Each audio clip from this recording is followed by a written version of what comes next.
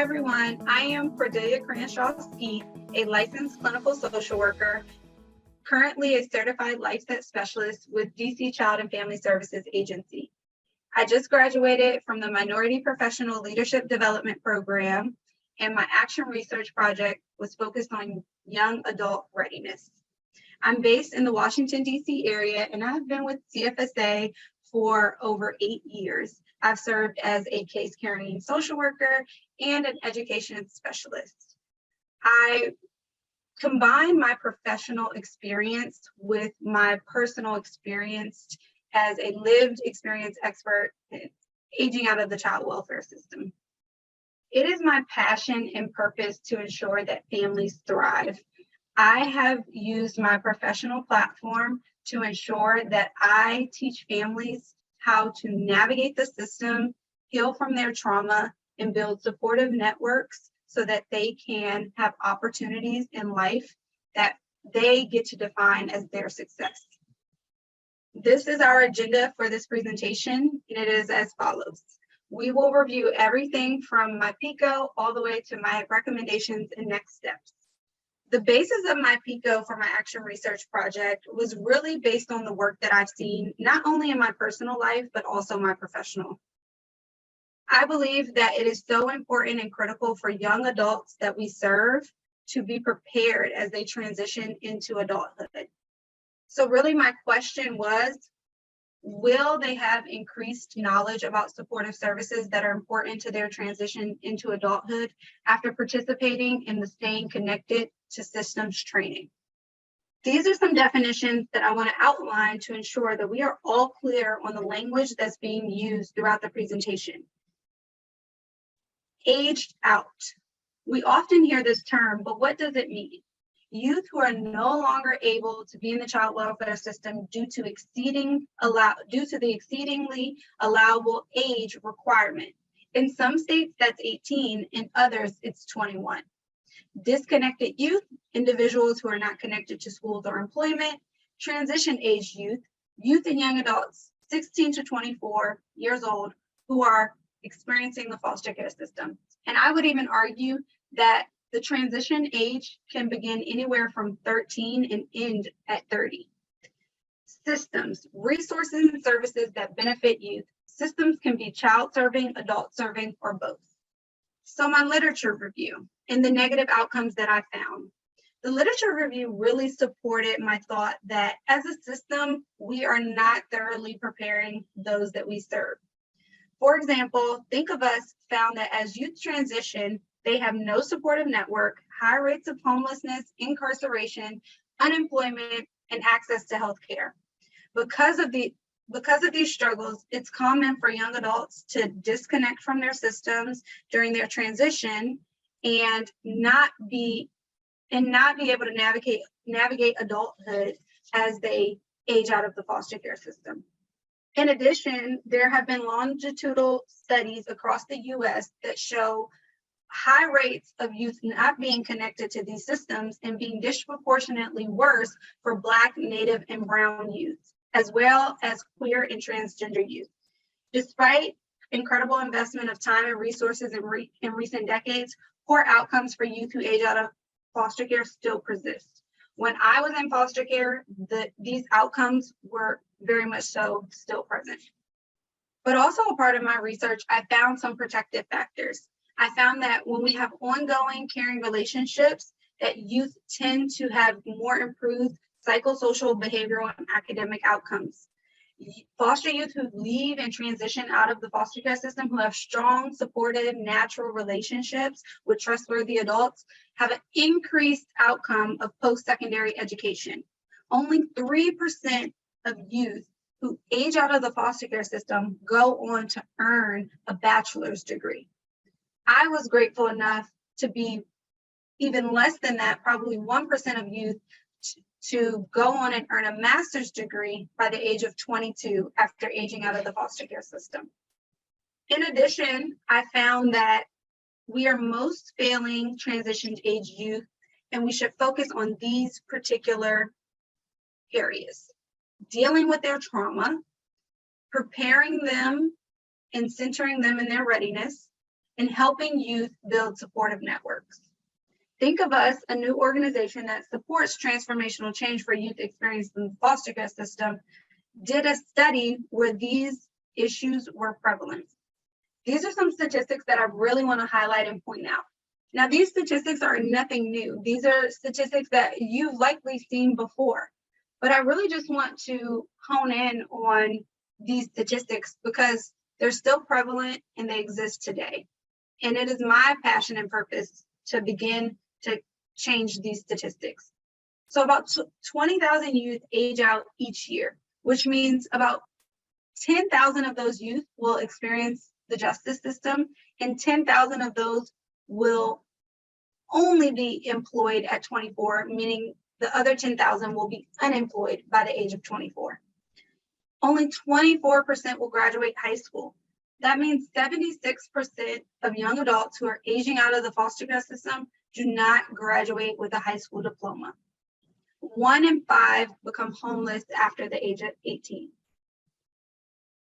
Although these statistics are rather not surprising, the support they need for young adults and youth transitioning out of the foster care system is very clear that they need to be connected to systems.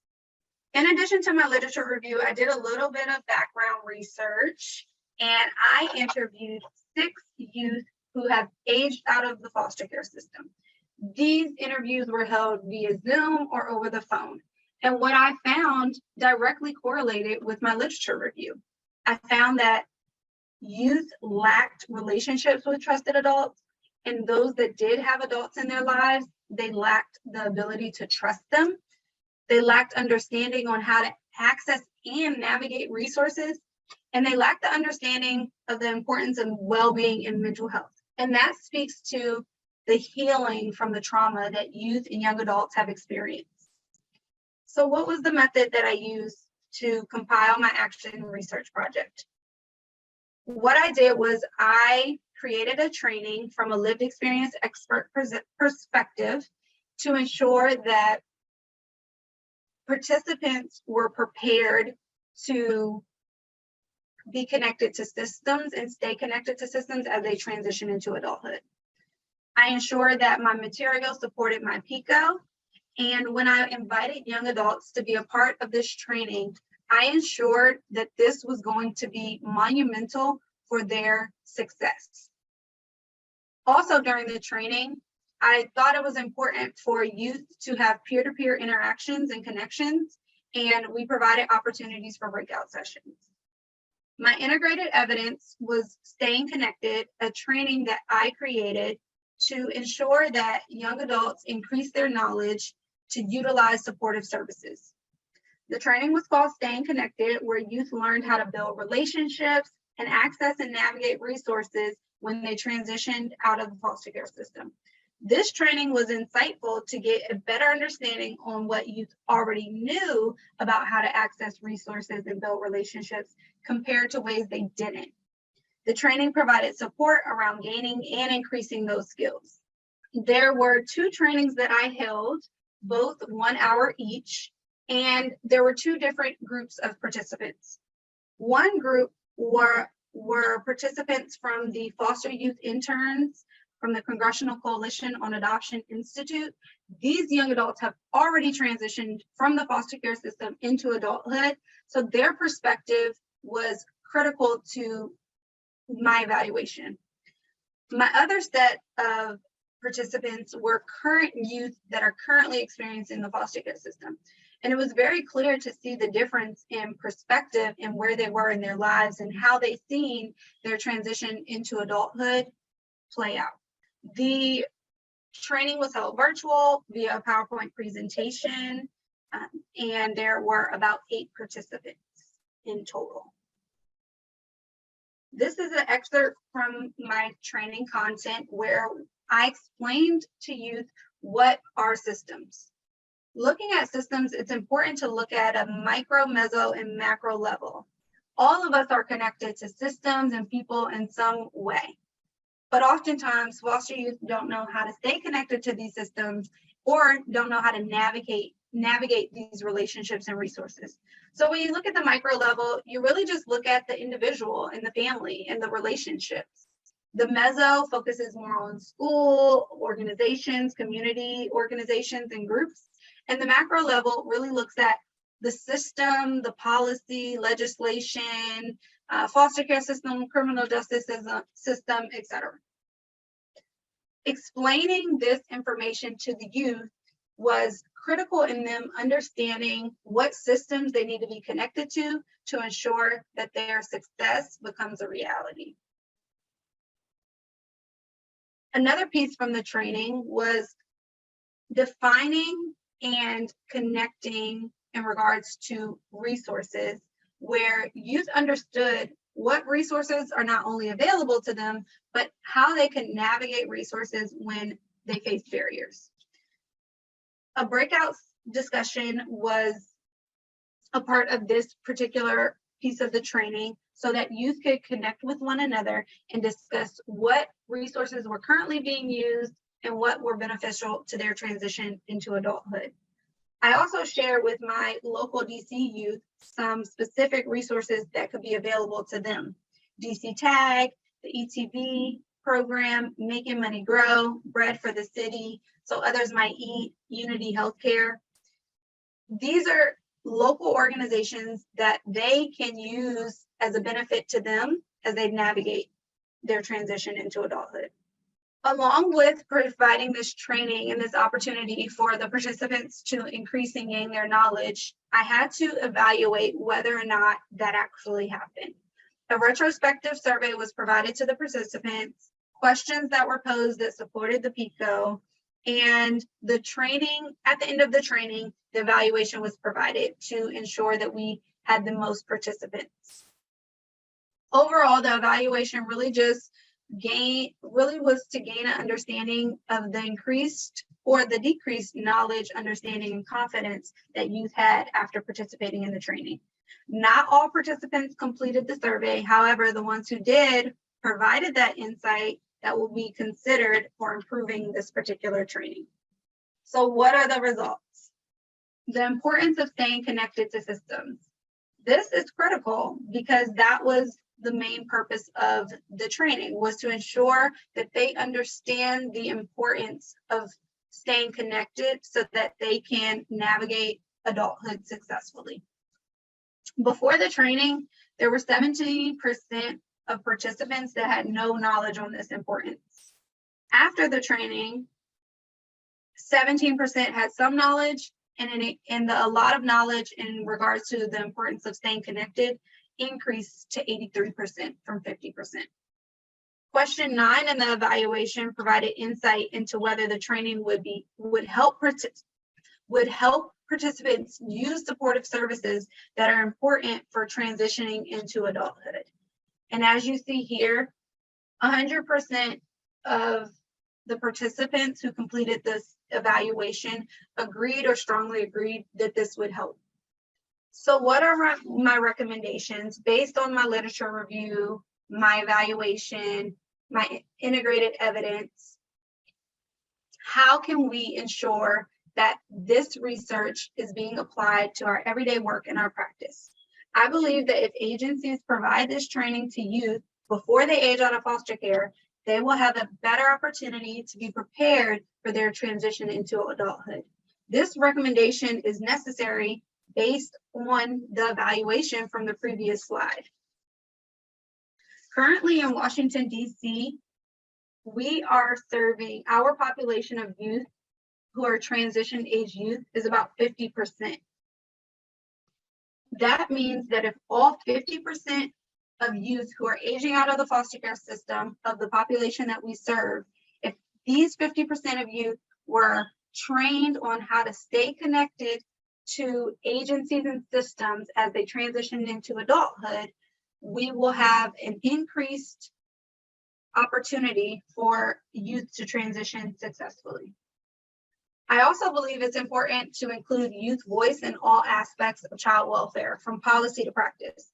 This is critical and important because, as we know, there has been a shift in the value of lived experience. When there are decisions that are being made and policies are being created, it is so important to understand that what we put in pen, that it makes sense for practice. And having someone that has lived through the system, that has experienced the system, can provide invaluable knowledge to contribute to creating policy to ensure that it meets best practice. I also want to encourage stakeholders and professionals within the child welfare system to have an open mind when considering change. The only thing constant in life is change.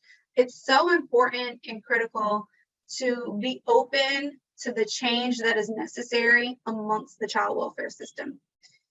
If we have learned and seen that young adults are not prepared to transition into adulthood, that means that we as professionals are getting something wrong. We have to be open to including young adults who have lived experience into the conversation so that they are behind the steering wheel and we are there helping give direction and guiding them down their pathway of success. Additional recommendations I have is provide opportunities for lived experience experts, not just include them and allow them to have a voice, but provide opportunities for them to gain employment and to be long-term supporters of your agency and organizations. There should never be a room full of people where there isn't someone who has lived experience in the child welfare system. Whether their goal is adoption, kinship, guardianship, or they have plans on aging out of the system, their experiences can really make the difference in the decisions that we're making. I also believe, based on my research and personal experience, that taking a natural approach rather than a forced approach to building relationships can be so critical in the longevity of the relationship. Transition-aged youth need multiple people. We all need people in our lives. We're all connected to someone. Why should the youth that we serve not have those same connections? It's so critical that we start to think outside of the box on how we build these natural relationships and take a natural approach to helping youth build relationships. For example, I'm still connected to my 7th grade teacher. That was a natural relationship that was formed based on me opening up to her, but also her believing in me before I believed in myself. Her being consistent, her being someone that encouraged me. And although she never took me into her home or adopted me, she was very critical in my transition into adulthood. And that is someone that I hope everyone who experiences the foster care or adoptive system has in their corner. I also believe it's so important to educate transition-aged youth on how funding sources can assist in them navigating resources or obtaining basic needs. We all know that money makes the world go round, and without money and finances, youth can really struggle. So educating them on what resources are available to them in this process can be critical as they continue to navigate the systems and resources that are provided to them. So what's next for me?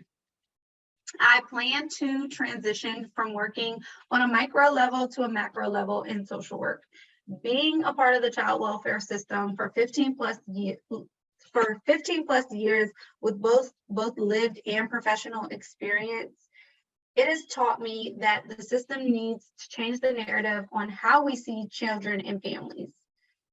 Unfortunately, becoming a professional with lived experience has also shown me that those with the most valuable experience can be silenced. The research compiled in my actual research project is a clear indication that my work advocating for others isn't done. So I would like to do that on a national level to create national change. I also plan to implement my findings through Survivor to Thriver, a program that I created that guides youth and young adults who have faced trauma on combating their trauma and building relationships. This is a program that can be offered one-on-one or in a group setting that provides individualized coaching on how to navigate their transition into adulthood. It identifies 7 strategies and principles that we all use in our everyday lives in order for youth to heal from their trauma, access and navigate resources, and build a supportive network that will ensure that their plan and pathway to success is unique to them. I want to continue engaging in research that promotes policy and practice change. My action research project showed me the importance of having literature review and background research to support the theories and the trends that I see in my everyday work.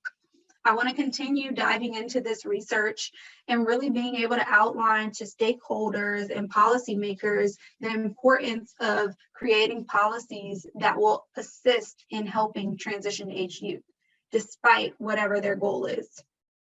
So I want to continue advocating to change the narrative for those who experience the foster care system. It's so critical and important for us to see it from their lens and consider their experiences as we continue making space for those coming after them.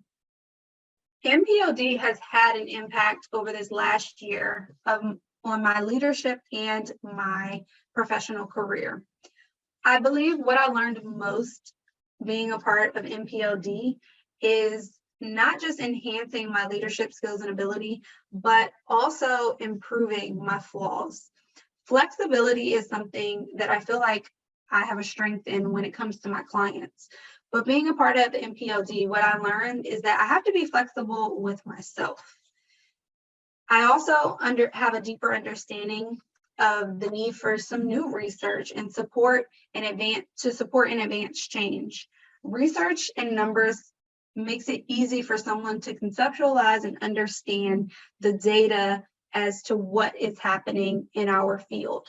But we can't forget about qualitative data that can also be critical to ensure that we're changing and moving in a direction that supports those who have lived experience. I had the opportunity to network with my peers and learn from their passions and purposes in life. And that has made me excited about being a social worker and doing the work that I do. I also have access to cohorts previous to me and a network of child welfare professionals that I can connect with and that can be a part of my network as I continue to advance in my career. So the reality is we have to better prepare our young adults and transition-age youth regardless of their goal: kinship, adoption, guardianship, independent living, and we have to give them the tools to navigate adulthood. We have heard many times before how critical it is for lived experience to guide policy and practice. When policy looks good on paper but not good in practice, we must revisit that policy and ensure that current and former lived experience experts are a part of the process. These are my references for review. Feel free to connect with me for any additional supports around lived or professional experience in the child welfare system. Thank you all for joining me today.